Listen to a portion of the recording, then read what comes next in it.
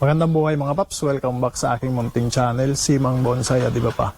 Ngayon mga paps, meron akong i-workshop na red balete.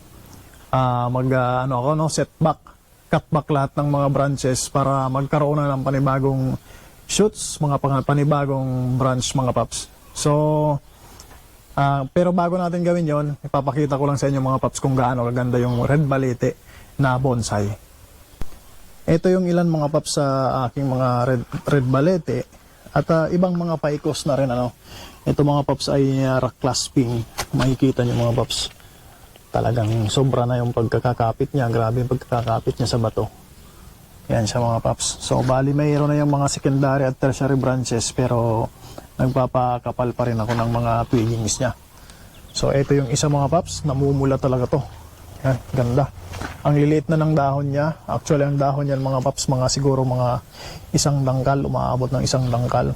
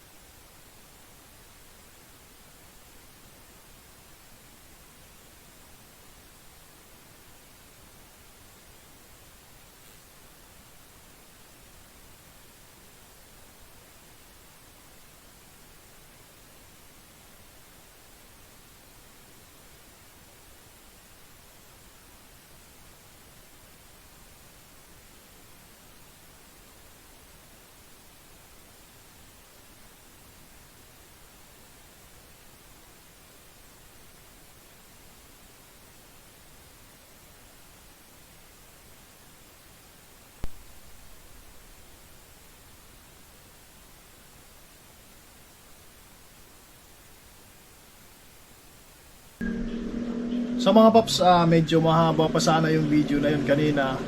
Pasensya na dahil naputol ng mga paps dahil na lowbat yung ating microphone. Nawala ng audio. So dito na tayo mga paps. Ito nga pala yung red balete na gagawin ko ngayon. Magsisetback ako kasi gusto ko mga paps magkaroon na siya ng mga twigings, tertiary branches, tapos mga mas kumapal pa mga paps. So mapapansin nyo, ang history nito mga paps, ito ay naka-tanuki. So hanggang dito yung tanuki sa taas. Tapos pinutol ko yung tanuki mga paps. Ayan, meron pa rin dito sa baba. Nakikita nyo dyan. Kasi napansin ko na maganda yung tapering, yung katawan niya. So ginawa kong formal upright. So ayan siya mga paps. Meron na siyang mga primary branches. Meron na rin mga secondary. Although medyo maliliit pa yung secondary, pero mabilis naman lumaki yung mga branches niyan, lalo pag marami ng twigs, marami na siyang dahon, So yan mga paps ang gagawin natin. So setback yan lahat ng branches diyan. At maliban siguro doon sa mga maliliit pa. So tara mga paps, umpisa na natin. So ayan mga paps, so uumpisahan ko dito sa baba yung pruning. So setback yan. Habang nagsisetback ako mga paps, yung shape ng mga branches, gagawin ko na rin canopy, umbrella shape. Para paglabas ng mga panibagong shoots, naka-canopy na siya. So ito mga paps, ito ay itong first branch. Ito na rin yung back niya, first back. At kung mapapansin nyo rito, meron ako ditong pinapuse. Yan And dito yung branch na yan, ginawa akong pabalik dito para magkaroon siya dito ng secondary branches. Yan. So mag-setback tayo. Bali, pati itong wire puputulin na lang din natin yung mga dadaanan na iba kung hindi na kayang i-save. Pero kung kaya pang i-save mga paps, babawasan lang natin. So pag setback mga paps, mag-iiwan tayo ng 2 to 3 nodes. Yan. So yung dito sa baba, medyo mahaba ng konti mga paps para ang shape niya, paka-umbrella shape na yan dyan. So dapat mas mahaba ng konti dito. So mag-iiwan tayo ng 2 to 3 nodes. So ayan, may nodes dito sa ilalim, tapos dito. So dito tayo magpuputol. So magandang mag-prune ngayon mga paps at mag-ripat. Kasi summer, growing season, yan yung napansin ko sa mga halaman. Mas mabilis yung growth nila pag summer. So ayan, pagdating dito, Set back ako dito sa pinakadulo na yan. Bali yung nodes kasi dito natamaan mga paps ng wire, kaya dito ako magkukuha. Pag may lumabas na ibang branch dyan, i-atras ko na lang next time. So pagdating naman dito, bawasan natin to. Meron pang node dito sa isa, so bawasan na natin tong maliit na to. Bali ito ay ano na to, tertiary na ito, branch na yan na maliit. Nasa ano na yan, twiggings na yan, kaya okay lang na ganyan siya kaliit. Ito naman, iwa-wire ko to mamaya. So hindi ko muna, puputulan na natin yan para mixi na ano, mag-twiggings na. At ipo-wire natin yan mamaya. Ito namang isa, meron ditong nodes 1, 2, 3. Ito, 1, 2, 3. So dito tayo magpuputol. Yan. Kung mapapansin nyo mga paps, yung pagkaka-bend, yan, nakalatag na yan mga paps. Primary, secondary, tapos tertiary. So naka-padding na yan. So naka-ano na yan, naka-ready na. So meron pa palang isa dito sa ilalim. Ito yung pinaka first branch niya talaga. Maraming nodes yan. So mabawasan natin ng maiksi. Iksa natin. So marami namang nodes yan mga paps. Maraming lalabasan ng bagong shoots. So ayan. Yan, pataas. Galing sa baba mga paps, pataas. So pagdating dito, yan, babawasan na natin to. Ilabas lang natin konti yung nodes para mabuhay siya na magkaroon ng maraming backpadding. So bawasan natin hanggang dito. Ayan. Itong isa ganun din. So atras natin konti itong wire. Atras natin dito sa pinakababa. Ayan. So kung mapapansin nyo mga paps, paglabas ng ano nyan, paglabas ng panibagong shoots, so naka ano na yan, naka ready na para sa position ng branches. Naka ano na yan, padding na yan. Bawasan na natin mga paps itong wire para hindi makapag ano, hindi na makasagabal.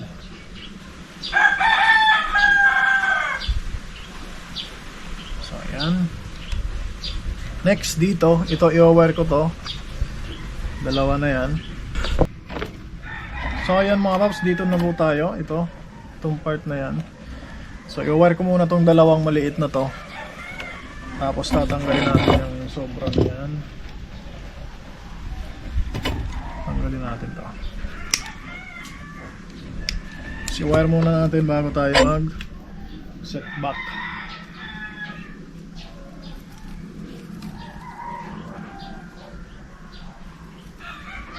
So iwasan natin yung nodes na madaanan ng wire kasi sayang ng branches na lalabas doon.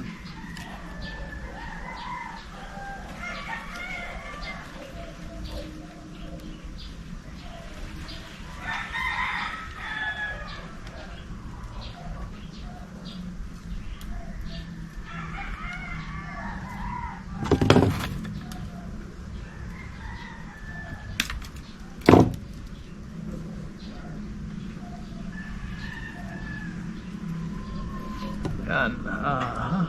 Meron ba tayo? Tingnan natin kung meron tayong nadaanan na nodes. Ayan.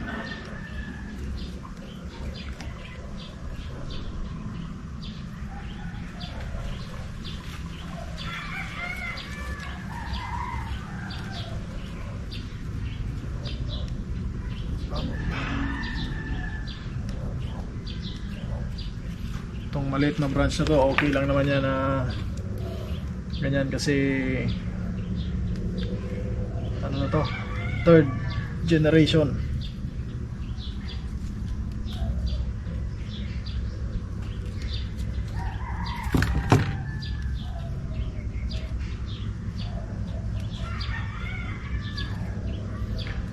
So ayan mga paps. Then cut na natin dito. Make sure na mapapansin nyo mga paps, mahaba tapos papaiksi yan, papaiksi hanggang makarating sa taas yung pag-set back. So next, dito tayo mga paps sa dalawang to. I-wire din muna natin yan.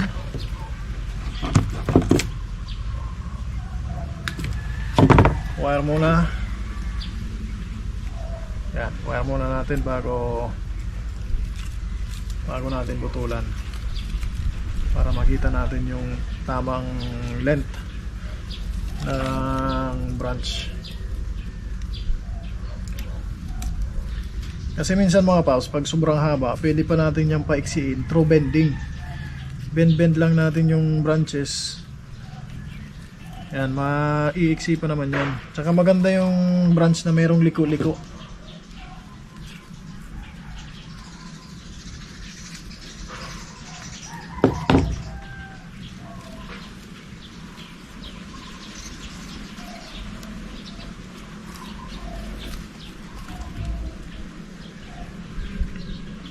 Ayan. So, hanggang dito lang. Tapos putol tayo.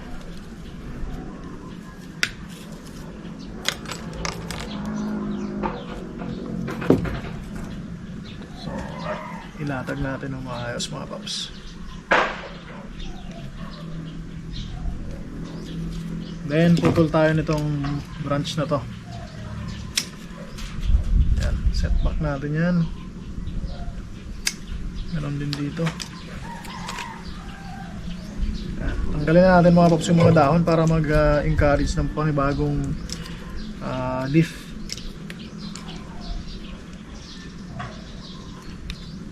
Tanggalin na natin yung mga dahon yan. So growing season ngayon mga paps, kaya magiging active yan sa paggawa ng panibagong dahon. Isa, i-wire natin itong isa.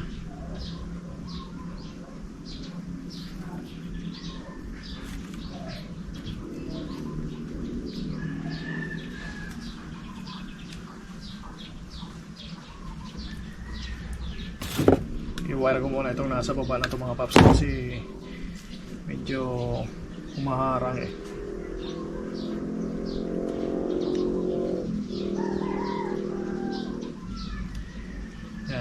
So sa pag-wire naman mga paps, kailangan wag lang masyadong tisado, wag lang masyadong mahigpit. Kasi unang-una, pag masyadong mahigpit, mapapadalas yung pag-rewire natin mga paps. Pangalawa, hindi agad babaon, hindi naman sayang sa wire. Tapos hindi siya yung siguradong mabubuhay talaga siya, kasi pag nasakal yan, mamamatay rin yan mga paps. Ayan, so dito na tayo sa taas.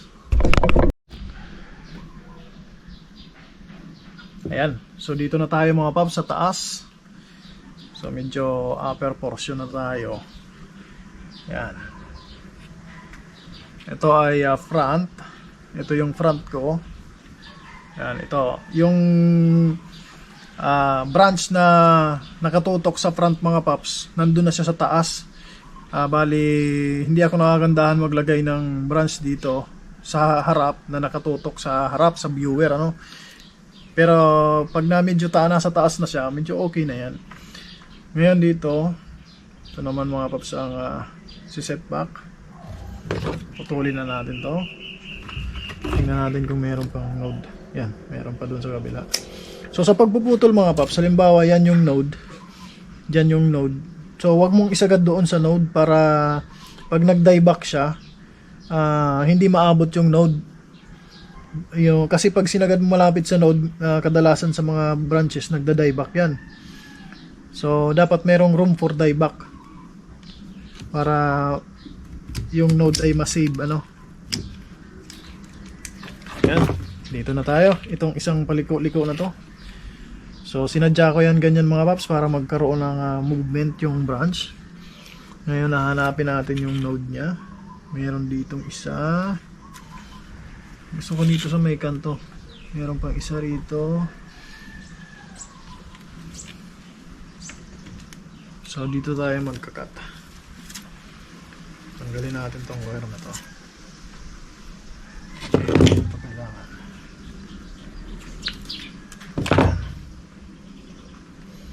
Dito sa likod wala. Nadaanan yata ng wire. Isa, dalawa. So dito na ako mga paps magkakat. Isa, dalawa. Dito na. Yan. So merong node dito sa ilalim, meron din dito, tapos meron pa dito dalawa. So titingnan natin kung alin yung mga lalabas dyan na branches. Then doon natin pagpipilian ulit. So ayan, ngayon dito na ako mga paps. So nandito na ako mga paps, isang set na lang, tapos apex na. So dito, kung mapapansin nyo, galing yan sa malapad, papaliit. So dito mas maiksi yung mga branches na ititira natin. Ngayon, tanggal tayo nitong wire. Bawas ng wire. Then silip ng node. Kung saan yung may lalabasan ng dahon. Okay. Meron dito, dalawa. So mag-iwan ako ng 3 nodes dito mga paps. Kasi yung isang node ay dinaan ng wire. So mag-iwan ako ng 3 para may pagpipilian. So medyo mahaba siya dito. Pero okay lang. Ayan, dito ulit sa isa. So ayusin. Tanggalin ko na lahat itong wire mga paps at i-rewire ko na lang para medyo bumao na rin kasi yung wire eh. Kaya mas maganda siguro ito i-rewire na lang. Okay. So ayan mga paps, rewire muna ako. Sa pagre-rewire mga paps, hindi ko nadadaanan yung lumang pinagdaanan ng wire para humilom na siya. So iiwasan ko na yon. Ngayon ang gagawin ko ay dyan, iwas. Sa ibang ano naman, ibang part naman dadaan yung wire. Ayan.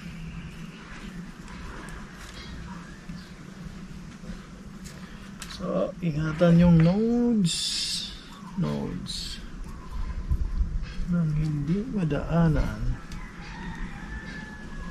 Ayan. Tingin ko okay na yan. Dito sa isa. Okay.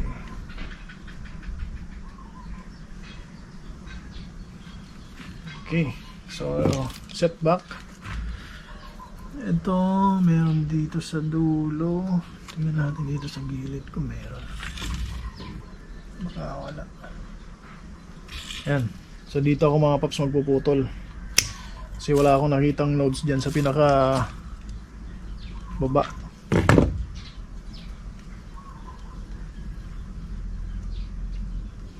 Okay. Bawas tayo ng wire. Posisyon natin mga paps para ganda-ganda.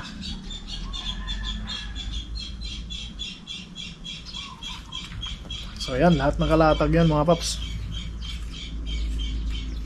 Ngayon itong isa na to, putulin na rin natin to.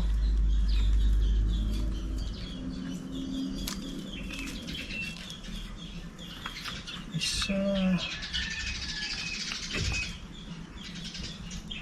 Wala nang iba na malapit na ito. So putulin natin dyan. Yan. So ganyan mga paps, ano, pag mag-set back, dapat meron tayong palaging nakaabang na nodes para hindi naman mamatay yung ating material. So ayan mga paps, dito na ako sa apex. Yung apex natin ay medyo kakaunti yung branch, ano. So pag sinabi nating apex mga paps, hindi ibig sabihin isang branch lang yung nandyan dapat. So group of branches siya na nagpo-form ng kanyang upper canopy. Ngayon, yan, iisa siya. Ibibend ko ito pabalik. Yan, para pag may tumubo na panibagong branches dito, yan, ikakalat ko na lang siya dyan. Tapos ito, putulin na natin to. dito sa dulo, tanggal itong dahon. So ayan, naked niya siya. Ayan ang mga paps. So mga paps, ito na, natapos ko nang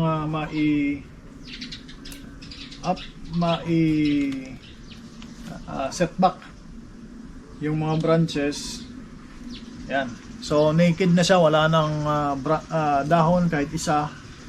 Maghihintay ako na maglabasan yung mga panibagong shoots dyan. Tapos tsaka naman ako mga paps mag-select ng branch. Kung mapapansin nyo, meron siyang mga level mga paps, yung latag ng branches. Tapos galing sa malapad liit doon sa dulo. Tapos tingnan din natin mga paps yan sa ibabaw para makita nyo kung paano ko siya nilatag, ano. So ayan po mga paps yung itsura niya ng latag ng branches sa top view. Kung makikita nyo mga paps, galing dito masisilip mo lahat ng branches, yung mga branches niya, lalo na yung mga primary, masisilip mo lahat dito sa ibabaw. So yan, kita mo lahat yan. Yan. So kita lahat. So ganyan po ako maglatag. So mga paps, ayan po at natapos ko na yung pruning at branch selection itong aking Ficus consina o red balete na bonsai. So ito mga paps ito po ay gawang baguhan pa rin, ano. Yan, newbie lang po ako sa pagbobonsai. Kaya hindi ko pa pwedeng ikumpara ito sa mga gawa ng mga master natin. Mga master na sa bonsai, yung mga talagang nag-aral mga paps. So ayan po siya, paikot. Ayan. So ayan lamang po mga paps. Maraming salamat sa panunood. Kung nagustuhan nyo, hikayatin ko po kayo mga paps na mag-subscribe para mas talong lumawak yung maabot ng ating YouTube channel at makarating pa doon sa mga nais matuto mag-bonsai. At yun lamang po. Once again mga paps, magandang buhay at happy bonsai.